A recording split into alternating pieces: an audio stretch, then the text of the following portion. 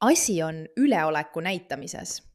Kas olete viimasel ajal märganud seda kummalist nähtust, et avalikke palveid on rohkem näha? Ja kui ma ütlen avalikud palved, siis ma mõtlen palveid, mis võiksid toimuda mitte avalikes kohtades, aga toimuvad tänavatel, hoonete ees, valjuhääldite kaudu. Mõned inimesed New Yorgis on seda märganud. Ja see kõik tuleb ühest konkreetsest usurühmast, kes üritab ikka ja jälle oma üleolekut tõestada.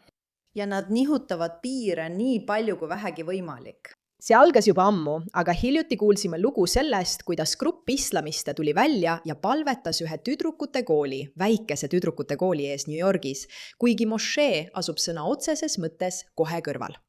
Miks nad seda teevad? Selleks, et näidata oma üleolekut. Ja nende sündmuste kohta leitava videomaterjali hulk on tegelikult üsna hämmastav. Tere tulemast saatesse The Meteor, tere tulemast saatesse The Pushback. Mina olen teie saatejuht, Meira Ka. Kindlasti vajutage tellimisnuppu ja kirjutage selle video alla, kui teil on sellest küllalt ja soovite vastu hakata. Niisiis, üks mees Põhja-Iirimaal on nördinud, nähes 2 islamisti jõusaali riietusruumis palvetamas ja ajab nad välja. See ei ole mošee, te ei saa siin palvetada, minge välja.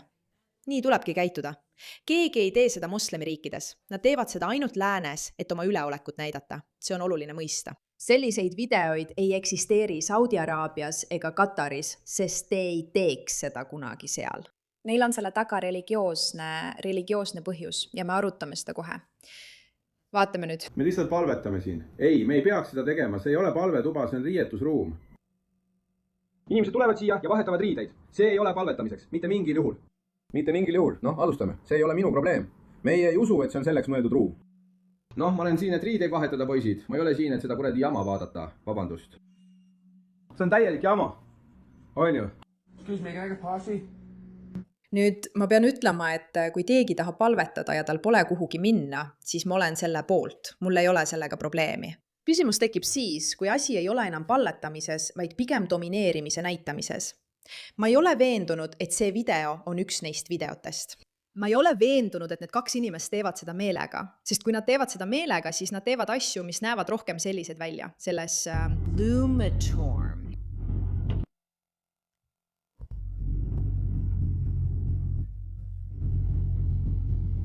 Olen 94. maanteel idasuunas, et välja tulla ja palvetada. Ma olen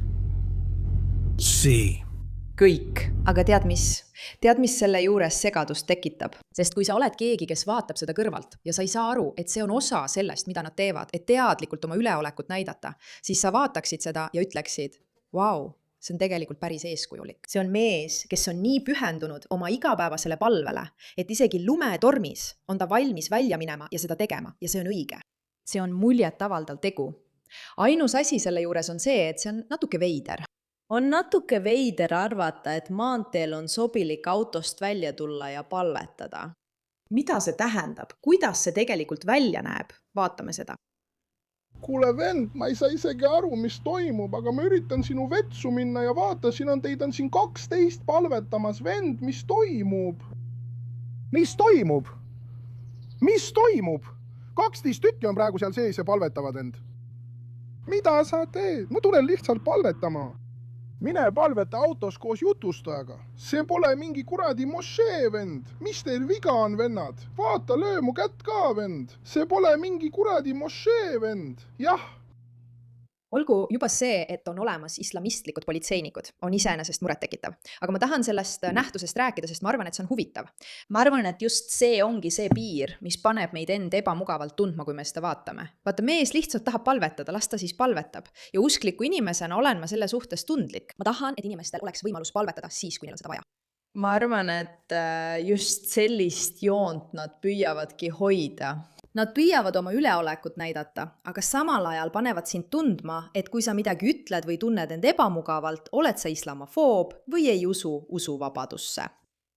Ja see on imelik ja kummaline olukord, eks? Ja miks ma siis teile neid videoid kõigepealt näitan? Põhjus on selles, et kui see on üks inimene, kui see on Bazan, üks Injunassan, kui see toimub Injunassanis, siis tundub, et tead, lihtsalt ole lugupidav. See mees tahab palvetada, väljas on lumetorm, olgu peale, sellel mehel on vaja palvetada, ta on riietusruumis, olgu peale. See mees blokeerib tualetti ja tal on vajadus, ta on politseinik. Olgu peale, las ta teeb seda. aga mis juhtub, on see, et nad alustavad sellega ja siis see muutub millekski muuks. Või selleks. Ja las Allah võtab meie ja teie head teod vastu. Ja igal aastal ning teie. Või see. Alates Ramadanist kuni kadrööli. Või see. Aasta ja igal aastal ja sina. Või see.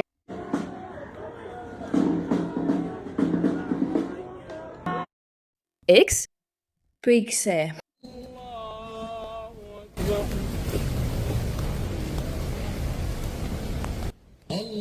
Nüüd ma ei tea, kas keegi teist suudaks sellele vaadata ja mõelda, et see ei ole jõu näitamine.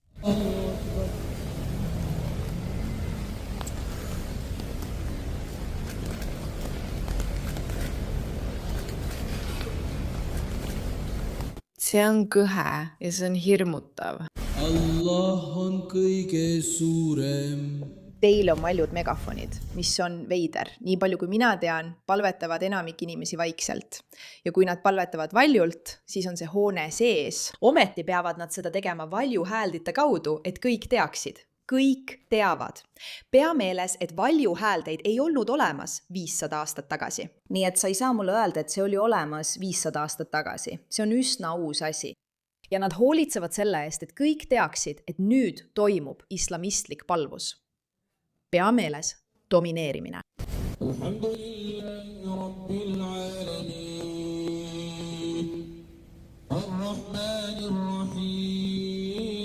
On suurim.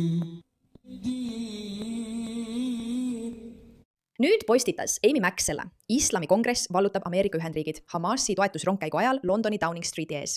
Islami sõdurid peatusid Magribi palveks. Kas naiivne lääs saab üldse aru, et Magribi palves loetakse suura Al-Fatihat, mis on üks kõige kristlaste ja juudi vastasemaid tekste Koraanis? Kas sa tead ka, et need islami tänavapalvused on tegelikult vastasseis ja avaldus? Moslemid kinnitavad oma ülemvõimu, nõudes kaudselt, et kõik teised, kes tahavad tänaval liikuda, peavad nendega arvestama. See on vana islami põhimõtte ilming, et islam peab domineerima, mitte olema allutatud. See domineerib. On vältimatu, et lõpuks peavad kõigi lääneriikide juhid otsustama, kas nad kaitsevad oma seadusi ja kultuuri või alistuvad ükshaaval islami normidele ja tavadele, kuni lõpuks saavad neist šariaadi riigid. Ma tahan, et te mäletaksite, kuidas see video algas, sest just seda strateegiat nad kasutavadki. See algab millegagi, mis tundub lihtsalt tavalise käitumisena. Ja kui sa oled hea, normaalne, kaastundlik inimene, siis sa ei ütle selle kohta midagi.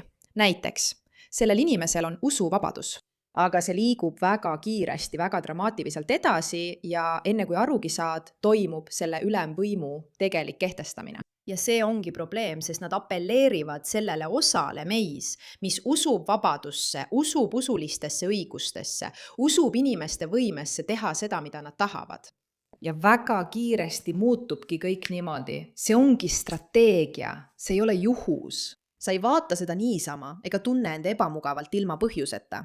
Ja siis tunned vastikust, ilma et mõistaksid arengut. Just selleks see ongi loodud. Ja mina isiklikult leian, et see on uskumatult problemaatiline.